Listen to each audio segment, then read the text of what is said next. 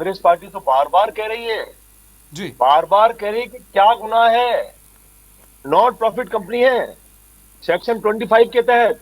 जी।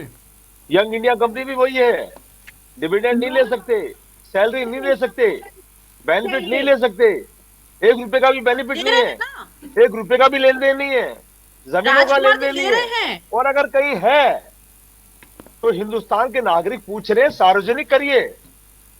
हिंदुस्तान का नागरिक चाहता है कि जो भी देश में घट रहा है वो सार्वजनिक तो करिए।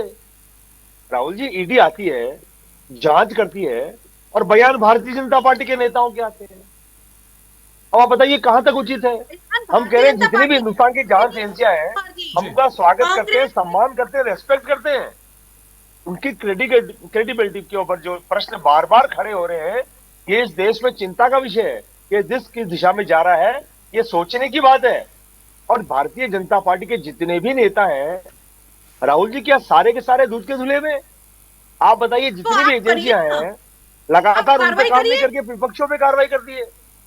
और अब तक जितनी भी कार्रवाइयां हुई है, उन कार्रवाइयों का परिणाम क्या हुआ है, ये भी देश जानना चाहता है। देश को बताइए कि इतनी कार्रवाई अब तक हुई, इन इन नेताओं पर हुई, और परिणाम ये आया।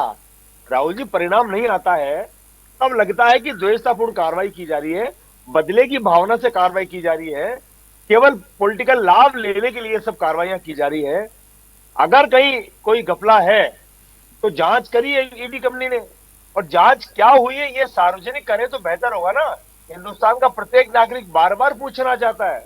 और मैं तो कहता हूं, भारतीय जनता पार्टी, राजकुमार देश पे जी, इससे भी ज्यादा ज्वलंत मुद्दे हैं, पूछ रहा, उनपे केवल उनपे कांग्रेस डिस्कस के करने नेता की पूछ बजाय, रहे हैं। उनपे फोकस करने की बजाय भारतीय जनता पार्टी लगातार विपक्ष को खत्म करने की बात करती है। और चलिए। राहुल जी, कांग्रेस पार्टी के तमाम छोटे बड़े नेता कह चुके हैं कि भारतीय जनता पार्टी कांग्रेस मुक्त करने की बजाय कांग्रेस युक्त भारतीय जनता पार्टी बन चुकी है।